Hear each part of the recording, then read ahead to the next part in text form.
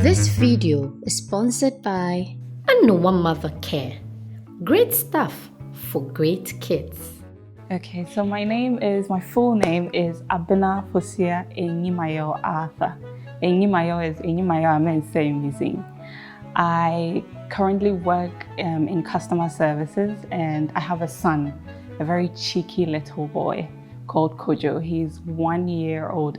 I can't really do the 13 months, 40, I forget. So I think he's 1 year, 6 months, 5 months.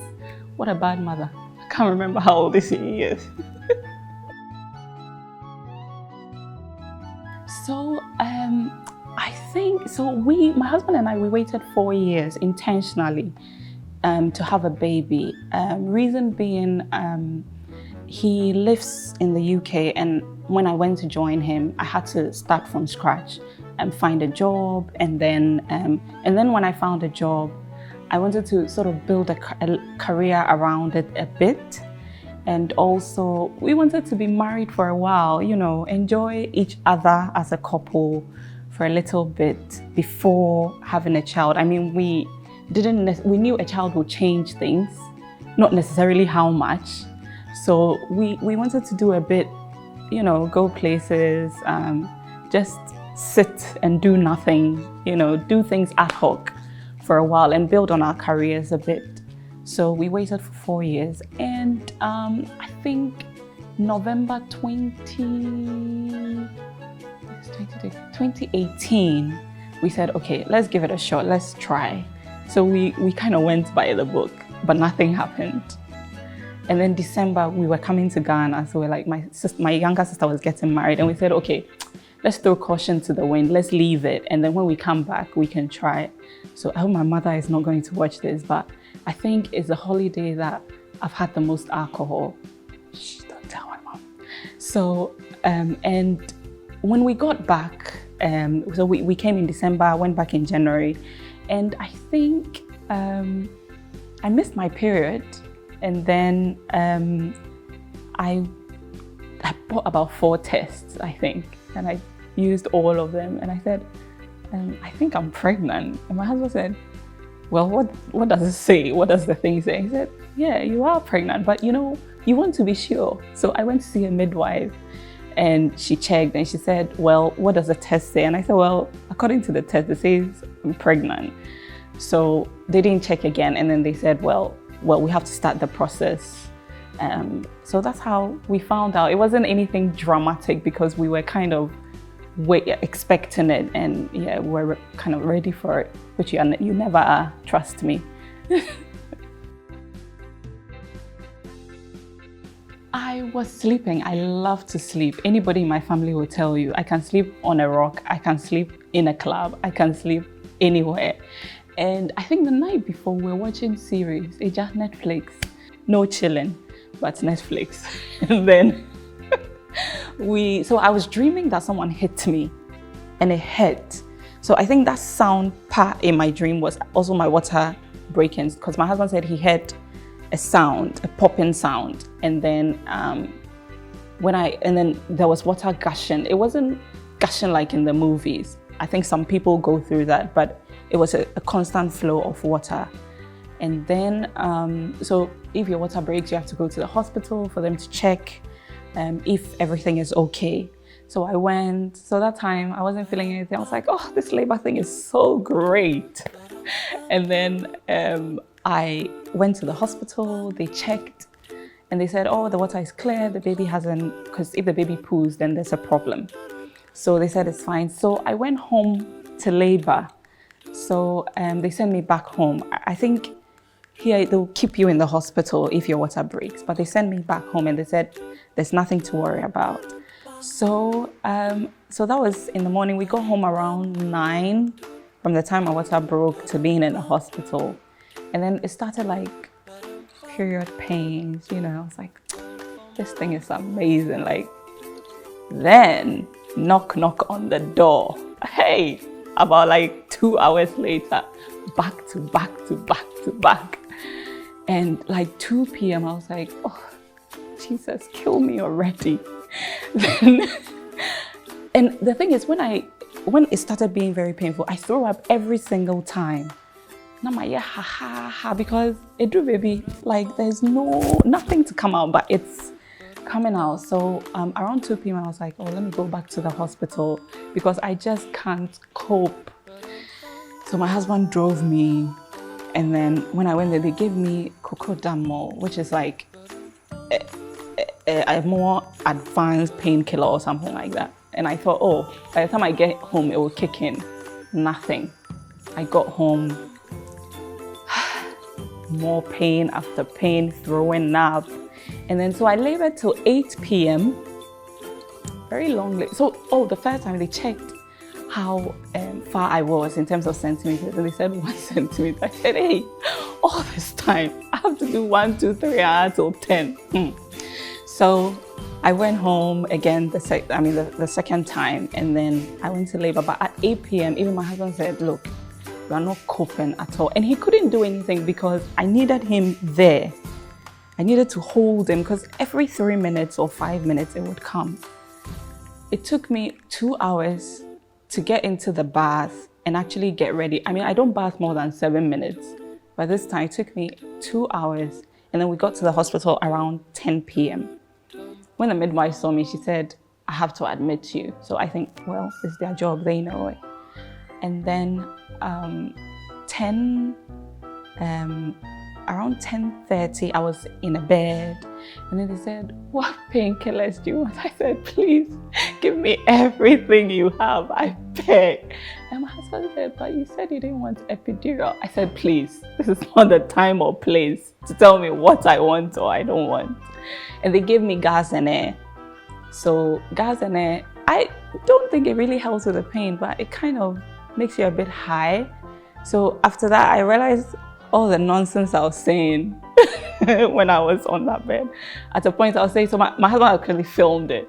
At a point I was saying that, ooh, this is how we must be. I don't think my child should ever smoke weed. It feels too good. I think I said something like that. And then 10:30, she said, oh, we'll check. And then she checked how far I was. And she said 6. I said, okay, progress. And then she said, well, we'll check every 4 hours to see how far you've progressed. So on the bed, I was like, God, I haven't been praying much this year, but I beg you, when she checks in 4 hours, let me be 10. Or I think today is the day I'll die. Then, so for me, I'll talk from my husband's point of view as well, because the men go through it, especially when they are there with you, but we don't talk much about them. So I saw the time every 30 minutes. Sort of, or an hour. So the time went a bit quick for me, but he said he saw it by the contraction, which was 3, 5, and they gave me a painkiller, which he said extended it to about 10 minutes. So he said I would sleep, and then when it was coming, I would wake up. So he was seeing it every 5, 10 minutes. So I think it was unbearable for him. And then at 2:30, which was 4 hours later, the lady checked. And she said, good news, you're 10 centimeters. I said, praise God. I know that Jesus loves me. And then she said, you don't start pushing immediately. Oh. I was like, oh, I'm ready. Let me push this baby out. And she said, oh, we have to teach you because you haven't done it before. We have to teach you how to. I said, hey, babe. She said, 1 hour practice. I said, Erade. I said, well, I've come this far. Let me continue. Then she said, when you feel the contraction this time, push. And they tell you to push like you have a constipation and you are pushing. So it's like you are pulling. The first one, I didn't do it well. My husband, and for some funny reason, the midwife was speaking. I could hear her, but my husband had to repeat it for me to actually understand what she was saying. So when she says, you have to do it like you are pooping, then my husband had to say it. And then I started and my husband said, no, like you're pooping. And then I did it and the lady said, oh, you're doing well. Then she said, so that was 2:30. So she said 3:30, that would be the time for me to actually, but 3 o'clock, I was like, oh, I can feel the baby. I can feel the, they tell you all these during antenatal care, but you don't think, oh God, I will really feel it. But you actually feel the head of the baby. And I was like, oh, I can feel the baby. And then she said, oh, he has a lot of hair. And I said, sister, like, get the baby out of me. So she said, okay, so time to push. But the delivery of the baby actually is such a short time. It took 35 minutes. So within 35 minutes, at 3:35, Kojo was born. His eyes were wide open. He cried for like, they don't close their eyes. So he cried for like 2 seconds, and then he had his eyes open all the time, looking at me. And then I told them I wanted them to clean the baby. Oh, let me tell you a funny part. So I brought for Sam, me. In my antenatal, they asked me what kind of birth. I said, oh, water birth. When I got there, and then the midwife saw it, she said, oh, it looks like you want a water birth, so we can move you. I said, madam, the way I've been able to lie on this bed, there's no way I'm moving to a place with water. I reckon you on a baby. So I gave birth on a hospital bed, normal. And then, so when Kojo came out, they cleaned him up. And then, you know, sometimes some people want the gang on the baby, but in Ghana they clean it. But for me, I just wanted the baby cleaned. So they cleaned and they put hair on me. I had a Zimbabwean midwife. She was really good. I mean, and because we're both Africans, I think she could understand a lot of things. So she put the baby, but I didn't have that sensation, you know, like I'm in love with my baby or anything. It just felt strange because they put the baby on your breast to start breastfeeding immediately, and he was sucking, and I was just looking at, I was like, oh, this person is the person that was in my stomach. So I was just looking, and then I think they took the baby, measured, and then gave him to my husband. So it's my husband's emotion that actually got me emotional, not because I was so in love with my baby at that point or anything, but when I saw my husband doesn't cry. Like, I hardly see him cry. If he cries for a very, and he was like tearing up, and I was like, oh my God, this must be an emotional moment. So based on his emotion, I just had an emotion based on his. And then he went home, left the baby. I slept in pool. And then when he came back, this child was still awake. Like, he was a big baby. He was 3.83 kg, almost 4 kg. And yeah, and my journey to, they said my baby was a bit small at the beginning. And then they said, oh, so we have to do regular scans. And then I told my mom is a nurse. So I was a bit worried. And my mom said, oh, so don't worry too much about it. It's only when it's getting to the later stage, like 35 or something, and they haven't, and she said, oh, baby's necrodia. Sometimes the last 2 weeks is when they put on weight, so don't worry. So they were giving me regular scans. But I mean, after a while, I was enjoying it because I got to see, because you get like 2 or 3 scans. But after a while, I was enjoying, I was like, hey, and I was getting time off to see the baby all the time. So I was really excited about it. And yeah, and I remember they referred me to a bigger hospital. And when I got there, the man said, well, I've seen the baby. It's what it is. If the options are that he could have Down syndrome or dwarfism, but if that's the case, what are you going to do? I was like, hey, Papi, I'm your first time mom, but you'll be easy on me. And he was like, it's not like you're going to abort the baby or anything, so, you know, it's what it is. But he was right, it's what it is. And then, so yeah, so that's it. That's the story of Kojo. My first 10 days was a bit of a blur because my mom came a bit late. She had to be with my sister who was getting married. So she came a bit late, 10 days after. And we thought it would be a good time to spend as a family of 3. Next time I have a baby, if I do, my mom is coming before my child gets here. Because those 10 days, my husband and I barely spoke to each other. It was a tough period for both of us. It was all new, everything was so new, it was just that. And then there's the breastfeeding, which was so painful. You know, I mean, they encourage breastfeeding, which I think is a great idea, but so much that they encourage you not to use like formula or anything. But my mom told me, Abena, akola no ba, after colostrum, which is like the first milk, ono funciona be chance anaba. Like it be 5 days, 7 days nemba into the tough formula. I was like, oh ma, almost say, yeah, then it to Anoah.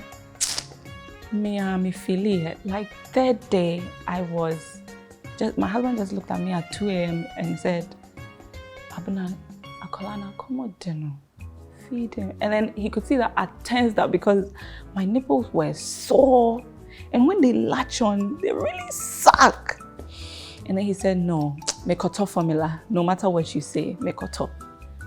My son drank 2 bottles when he came. He was hungry. And then day 1, and then during antenatal care, they tell you don't shake the baby.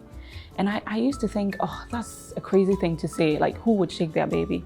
But honestly, you can get so overwhelmed. And I can see the point at which you hold your baby and you say, stop it, stop crying or something. And in that moment, that's what happens. And it can happen to anybody because your mental health, your hormones are like 100 and then it comes down to like 0. So it's so much adjustment. And I remember my midwife came home and said, oh, you may cry or, you know, go through something called baby blues. And I thought, oh, I'm not gonna cry over it. That night, I cried for no reason. I just cried for about 2 nights, you know, and I said, I just can't do this. I'm not made for motherhood, you know, and it's so important. The mental health of mothers when they have a baby is just, and the fathers as well, because my husband was there throughout. My husband is quite squeamish. Like, even when we watch like childbirth on TV, he doesn't want to watch it, but he was there throughout. When the baby was coming, he looked at it and everything. And I think there should be someone who talks to the fathers after. Also, it can be a traumatic event for them because you don't see it from, you know, that point of view where you are suffering. And most fathers, I think, feel hopeless because this is someone I love. And there's also someone coming who I will love, but he's causing this person I love so much pain, you know, and I think it's a lot of conflict to deal with, but it's not something we talk about. And I can see, I mean, postpartum depression, anybody, you don't have to have strong or weak faculties. It can happen to anybody because you just can tip off anytime. And I think it's really important that you care for your mental health. You talk to someone if you're feeling, you know, someone you trust, if it's your marriage counselor or your mom or someone, you know, there's something, or someone who will understand, who will not judge you, because I think most people feel you've had the baby, it's a blessing. Forget everything else. Hey, what do you win, Yana? You know, all complaining. But it's one of the hardest jobs you have to do. You know, it's fulfilling, but it's very hard. There's nothing easy. I think it's even having a baby is more difficult than marriage. I honestly think so, 100%, because I think that, you know, if my husband and I quarrel, we can talk about it, we get over it and we move on. But with a baby, for the first 6 months, they are just there. Like, and it's been quite an adjustment. We could just take a ride. We could just up and go somewhere. Now you have to think, if we're going together, who do I leave the baby with? If I'm going with a baby, all the things I have to carry with me, how long will the journey be? If it's really long, we have to stop somewhere. We can't just go and sleep in some 2x4 place. You have to get somewhere fairly comfortable because of the baby. I mean, at first we could sleep in like a small room with a tiny, all in the name of holiday, in a tiny, but now you can't. It's a lot more expensive to go somewhere with. I mean, if you're going to Cape Coast or something, you have to find a decent place to sleep because of the baby.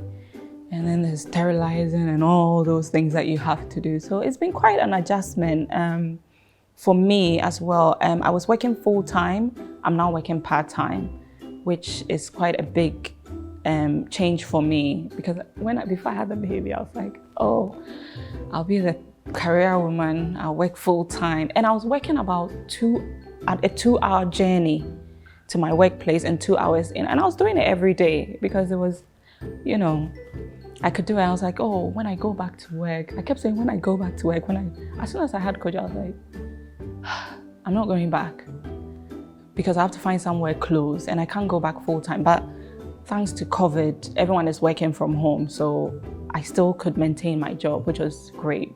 And I could also get the flexibility of working part-time. So career-wise, it's affected my career. Adjustment, we don't talk about sex also because after 6 weeks, they say you can have sex from 6 weeks when they check you in the hospital and you're fine. We don't talk about it at all. That is how you had the baby. Why wouldn't you talk about it? You know, now you have a baby, everybody knows you're having sex. Come on. So it affects you as well in that regard. I mean, for me personally, I said at my 6-week check, I would get over with it. I would, because I know that sometimes you have to wait. Some people can wait a while, which is fine. Like sometimes it takes you a while, like 3 months. I know some people it's taking them a year, you know, but for me personally, I was like, you know, I have to get over with it.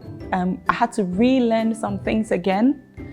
He had to relearn my body because my body had changed a bit. Certain things that worked didn't work anymore. And then certain things that didn't work were like, whoa, it's working for me. So we had to relearn all these things. And those are things I think you need to be honest with your spouse about. After all, he's the one you had the baby with. He wants, and I think women, we think men are mind readers. No human being is a mind reader. Women, we have intuition. Yes, sometimes you feel there's something wrong and usually you are right. I always say, always follow your intuition. You are usually right. But nobody can, even a fellow woman may not be able to tell your intuition or make any sense from your intuition. So I think you need to be vocal and tell him, yes, this is how I'm feeling. So my midwife told me there's something called baby blues. For the first few days, sometimes up to 5 days or so, you may just get really, really sad, crying for no reason. I mean, we all feel that we should feel this excitement and happiness when we have a baby. It's not always the case. Sometimes you do feel happy, all right, but then you get into this moment where, because remember that your hormones were like 100 with the baby, and then suddenly it's like way down. So that's quite a sharp change. So your body will start to, it's your hormones adjusting back to how they were. They even tell us that give yourself a year to fully heal. So don't be too hard on yourself. So, but they say after 7 days, if you're still crying and, you know, then there could be a problem. So you need to talk to someone. I would say talk to a friend, find someone who is non-judgmental, because sometimes people feel you should be blessed, you know, why are you crying about this amazing? It is an amazing experience. I mean, it's a painful experience, let me tell you. It's a painful experience, but when the baby is here, yes, it's great. But talk to someone who you feel you can trust, who's non-judgmental.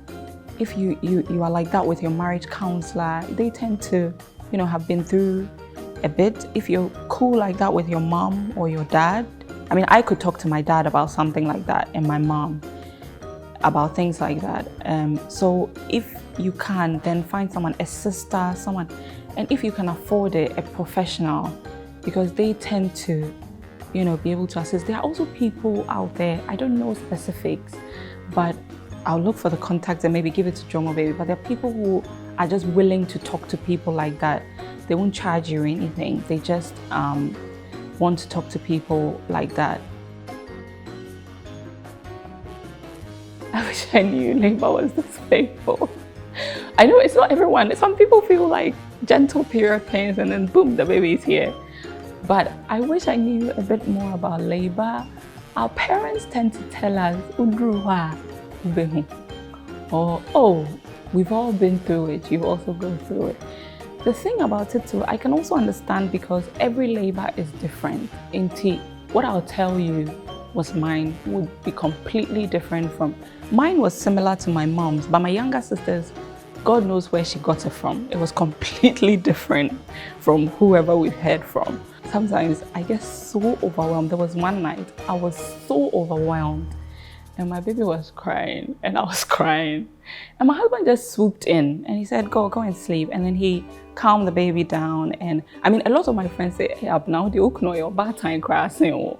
And well, I wouldn't say it's a big surprise. He's always been quite hands-on, but I think that is something, I'll say something I've appreciated about, you know, childbirth. I think with childbirth, every day is a surprise, trust me. Yeah, like, you're doing the same thing over and over again, almost. You're changing diapers, you're feeding. When they grow older, you play as well. But it's almost the same thing, but it's different. I don't know how to explain it, but it can be mundane, but then it's not. That's the thing with childbirth. It's like, I'm doing the same thing over and over again, but it's also still very different every day. What surprised me as well, let me think about it.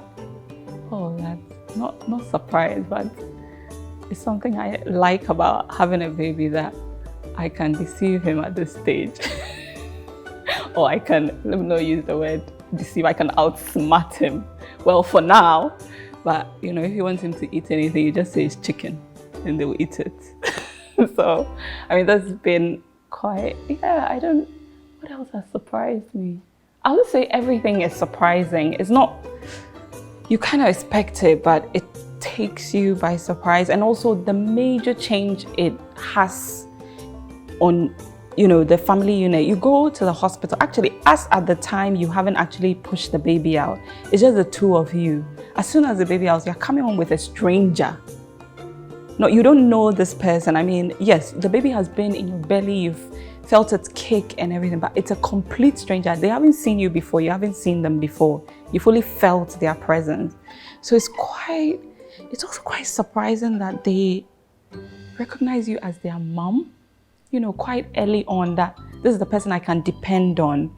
Even the idea that they actually suck your breast the very moment they are put on it. Oh, one thing that surprised me. So you know that the baby's head, the skull, it overlaps so that it can be able to fit out of the canal and come out. That's why there's a soft patch, and it can take up to a year for it to actually harden.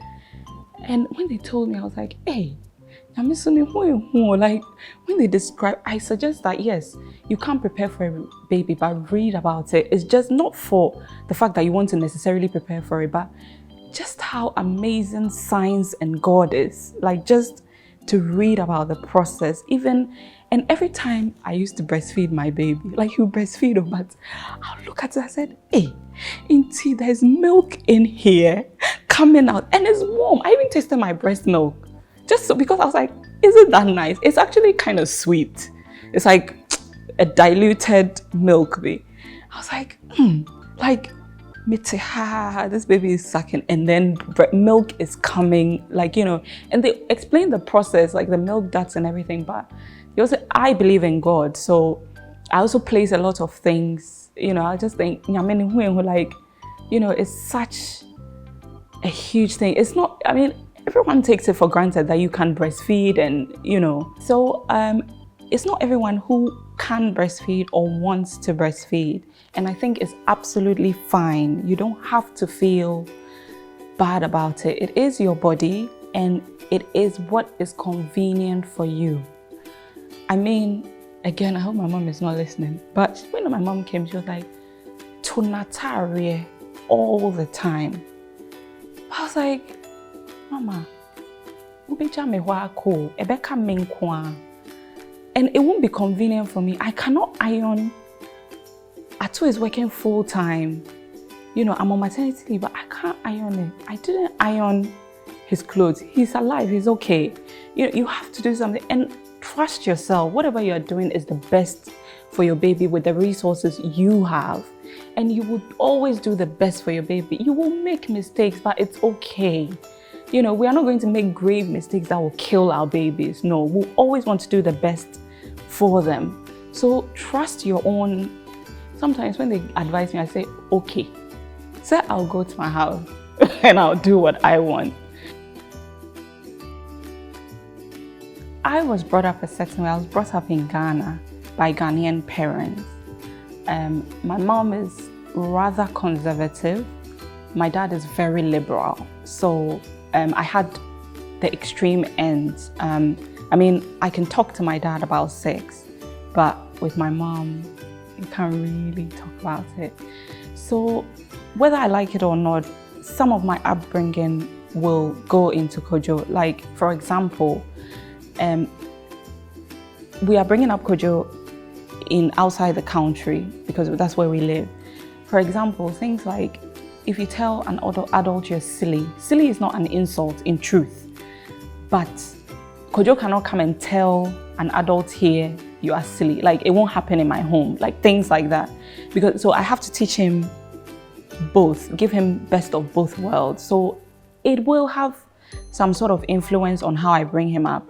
Things like, one thing here, a lot of the time, men don't go to the kitchen. But that's something else I've learned. And I said, your nourishment shouldn't be dependent on someone else. Not necessarily a man or a woman, but your nourishment as a human being. You should be able to cook some rice and stew. So, I mean, we are all girls. So we naturally, I don't know if we had a boy, you know, it would be different. But I have had a boy, and he will have to learn how to cook to some extent. I think there are best of both worlds that you can pick from either way. Here, you know, the child is quiet as much as possible. I think in our generation, we're doing well. We're encouraging our kids to be a lot more confident, to ask questions, because that's the only way they can learn. But when we're younger, you greet and then you go upstairs. You don't involve the children in the conversation. And sometimes I find that the best conversations come from a very old person and a very young person. If you've ever listened to or had a conversation with, sometimes you just need to have a conversation with someone much, much younger, like a 5-year-old or a 50-year-old, or a 50 cry is not old, but like a 70-year-old. And they, you know, sometimes you do learn from best of both worlds. And I think that things like that is something we need to encourage in our kids. But I think that another thing too is that sometimes Ghanaian parents are too hard on other Ghanaian parents. They just tell you, or other parents, generally, some parents can be very tough on other mothers, especially if the child is throwing a tantrum. I think we all threw tantrums. Is it that, boy, so, but now we are encouraging our kids to talk to us more and understand why they are throwing the tantrum, you know, things like that. So we are not beating our children. Oh, try to make child on 9 if you're being extremely naughty. I know, dear, granted, you get it. But in MIP, you just have to, you need to understand, why is he throwing a tantrum? Is there any reason why? But another mother will say, but you've just met the mother for 5 minutes and then you're judging her. The child is probably a completely different child at home.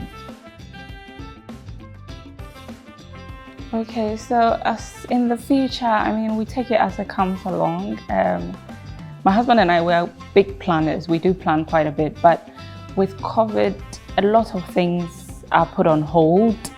And at the moment, I think we're just enjoying each other as a family, because Ato is working from home and I'm working from home. So it's been a good bonding moment for us.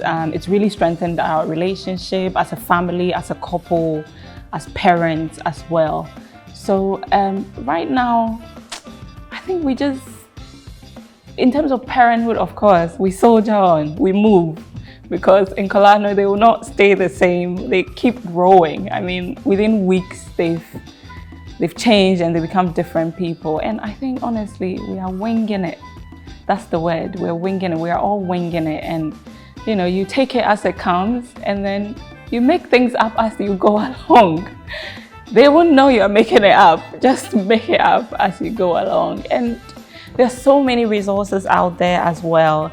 And as much as sometimes our mothers annoy us with their, I've had 3 kids and I've had 2 kids and I know better, they do have some sound advice. There are a lot of things that I've gone to my mother for help, just because I just think she'll know better, and she usually does know better. And sometimes let's remember that our mothers won't change. They have formed their lives over years and they are who they are. So sometimes it's us who have to adjust to have a better relationship with them. And they mean the best most of the time. I know that my mother, I won't lie to you, I've had many arguments with my mom over child upbringing. But I've had a lot of advice too from my big sister, my big sister is really good with my mom. And she said sometimes you just need to formulate the way you talk, like change the way you tell her.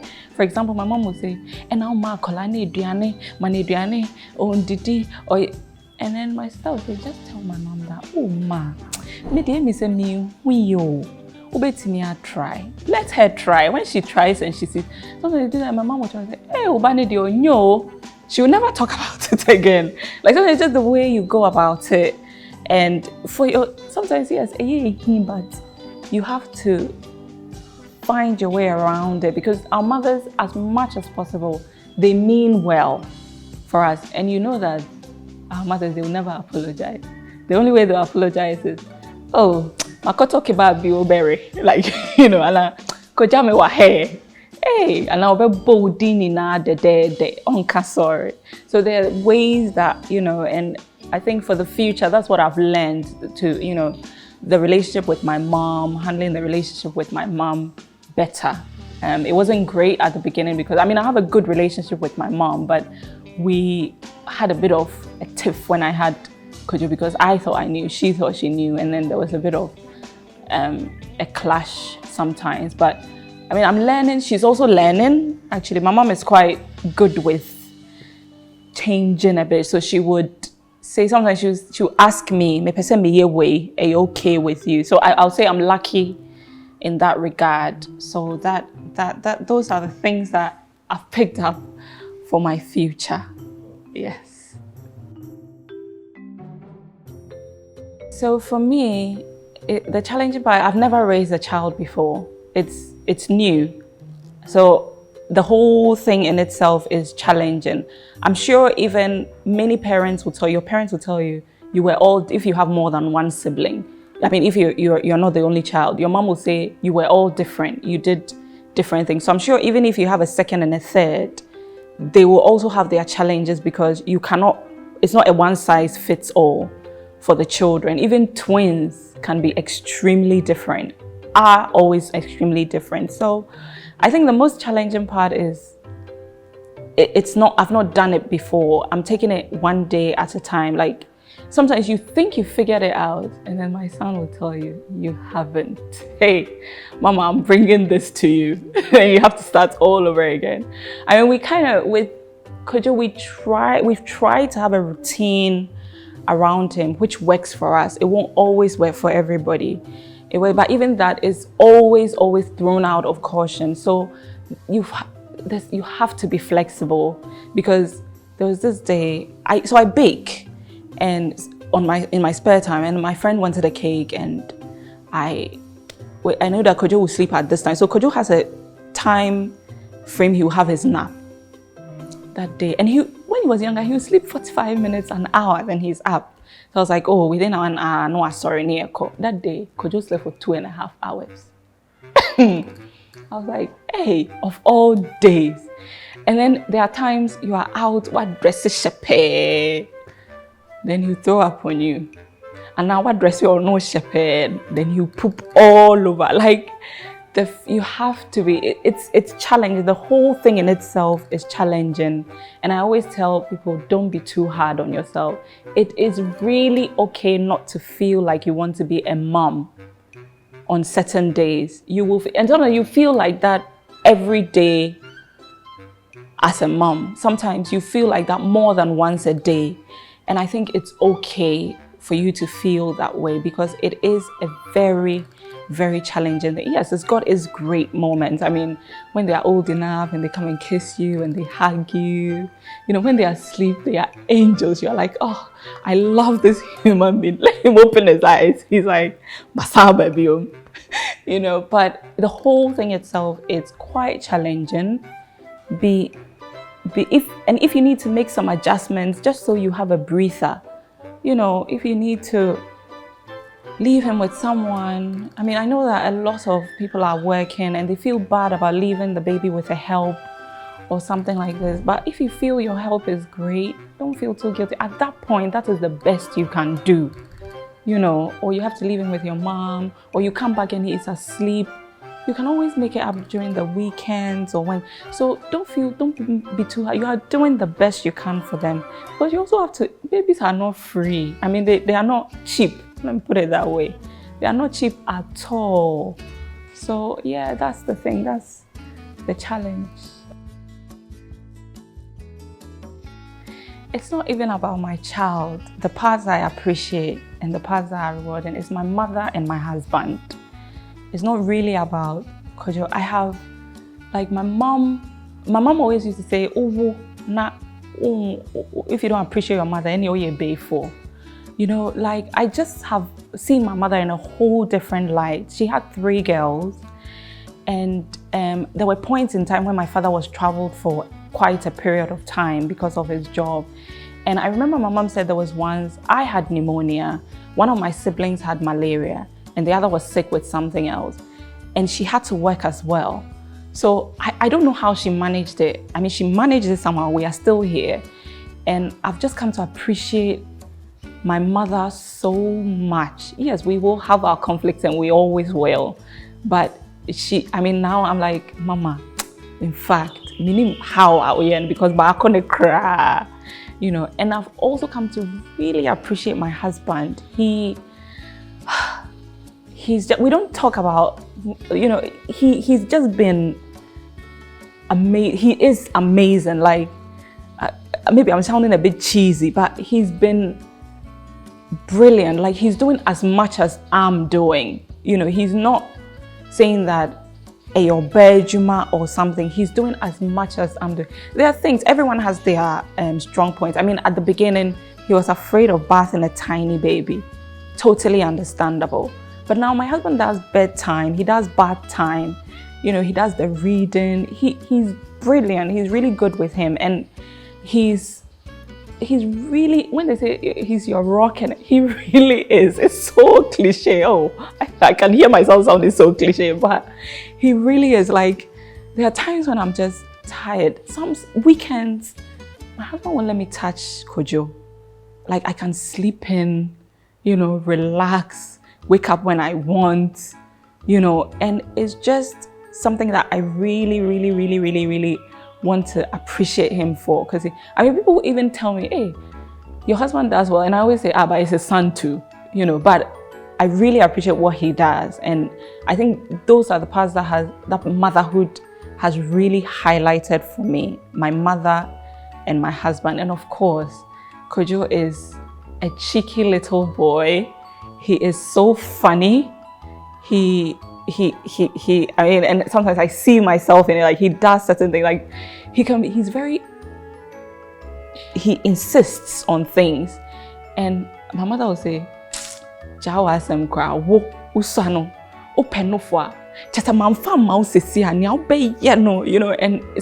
starting to, I never remember some of the things, but my mother will refer to it, and it's nice to see, a bit of me in him, a bit of my husband in him, and it's nice to see them form their character when, they are naughty, and it's so interesting. Let me tell you something. He's 1, but he understands everything. Say,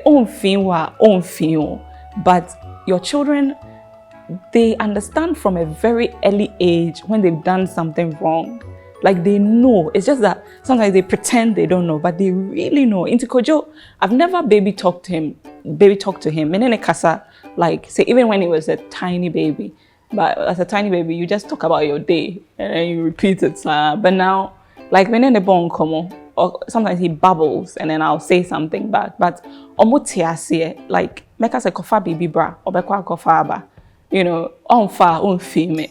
But then yes on tiasie, so it's just, the whole process too is, it's as great as it is challenging as well, yeah. But it's not always either or. The highs are very high, the lows are quite low as well, yeah.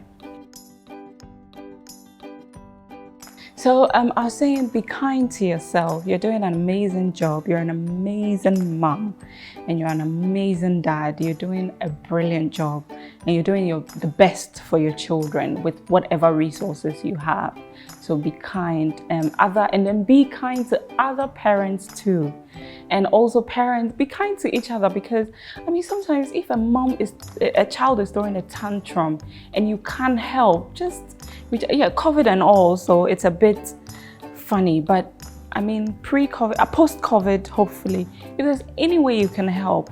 If you need to hold the handbag of the mother so that she can hold her child with them. Sometimes that's all it takes, hand an extra diaper to someone. Don't say she should have thought about it and she's not organized or anything. Sometimes we need to withdraw, like hand an extra diaper, do something, and please stop asking people when they will have children.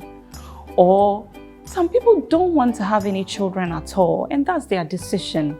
You don't have to agree with them, but you cannot judge them. It's their decision to make. You decided to have kids, and some people don't. Someone wants to have one, someone wants to have two, someone wants to have 10. If you have 5 children, they'll say, "Wo papa." When you have one, bakusa. Two. They'll say something about everything you do. So do you, and stop asking. It's a very insensitive question, because some people are trying, they cannot have babies, and it's the most insensitive question. Some people are waiting, we waited, and it's none of your business. So don't ask people, yenewo or something. I mean, a good question could be, maybe you're talking about kids or something. Do you want to have any at all? That's a good start. And if she says no, so be it. You don't need to ask them why, or you say, I'm waiting a while before I have a kid. I mean, people have all sort of reasons. So just be kind to other people. Stop asking unnecessary questions. Don't think you know more than someone, because you have a child, also yourself. Because you can offer your advice in other ways if someone has asked you. And one thing I think that DromoBaby is really good, forming a community for other mothers. And if you can also, I have a group of mothers. We're about 6 mothers, and we have our own page, and our babies are around the same age. So if one baby is doing something, my baby is doing this, is this normal? And the mother will say, my baby did it 2 months ago. And then you so if you have some friends that you can trust, or people that DromoBaby could put people together. I'm throwing out a challenge to put people together, on WhatsApp, small groups, so that they can support each other as mothers, which is, maybe have some professionals available as well, which I've seen that you have on your page. And I think maybe if you could, this one, back to DromoBaby again. I'm putting so many challenges. If you could have professionals like therapists who are prepared to have like discounted, I don't know if you do, maybe you do already, discounted price for people who are who want to talk about their mental health, or, you just want to talk things through, discounted price, or some people are prepared to do it pro bono. It would be great to put together like these minds so that mothers can ask questions and, someone can reply, or a group where there are other mothers and they will say, this is what happened to me, or things like that. Of course, you have to have strict rules and say, if you do this, we'll remove you from the group. So I think that's a supportive network is really, really important. And try to enjoy motherhood and parenthood and fatherhood. And I mean, I'm not going to say sometimes we always, sometimes, yes, there are people who will not help at all, but I really think that there are some men who, my sister's husband, when her baby was tiny, or their like, I was like, this is amazing, like, but we don't talk about things like that. We need to encourage men to, I think if we talk about it, the men will think, actually, it is okay for me to birth my own baby. Sometimes it's their upbringing. They've been brought up, Obankwa and Ayewe. And I think that we are also, and it's women who are raising these men. Let's not forget that. So if you are complaining about someone and you have a son, raise them in the way you would have rather had someone help you. So don't forget that ucho be da pano, then instill it in your son so that obanyi no worry obia or no be buano and bibi. So let's and do your best. You're doing great. That's it from me. This video was brought to you by Anoah Mother Care. Great stuff for great kids.